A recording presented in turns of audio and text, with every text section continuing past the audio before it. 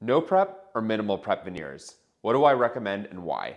No prep means exactly that. We're not touching the teeth whatsoever. Minimal prep means that we're only going to be touching a couple areas that need to be adjusted in order to give us the desired final outcome.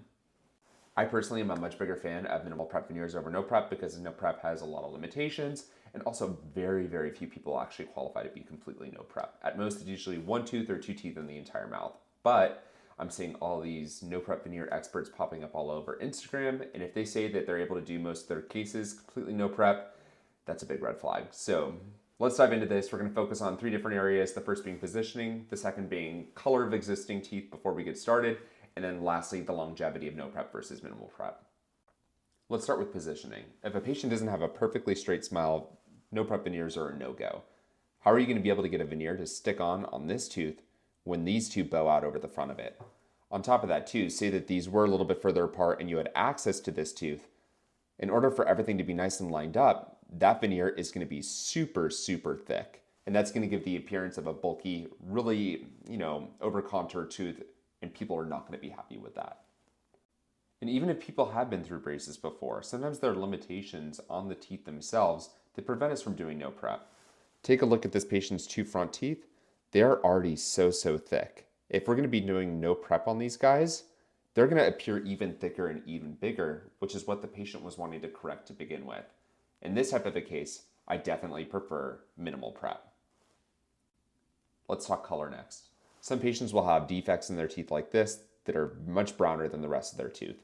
There's no way that we can cover that up nicely with a no prep veneer and still have it be relatively thin. It's going to end up looking super bulky at the end because, again, porcelain is relatively transparent.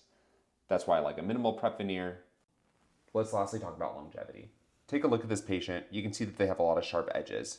We don't love sharp edges underneath porcelain because those sharp edges are areas where the porcelain can easily fracture. So what I usually recommend for a patient like this is that we round out some of the edges, we polish them up just a little bit more, and then we eliminate the potential for that structurally weak spot. And a lot of these no prep dental experts actually do this, but you can't really call that no prep in this case.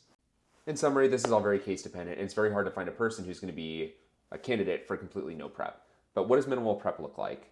And this is very hard to say, and this is where you as a patient, you have to do your homework because there are going to be a lot of dentists out there who say they're no prep veneer experts, but they actually shave down part of your tooth, or there's going to be minimal prep veneer experts who actually remove a ton of tooth.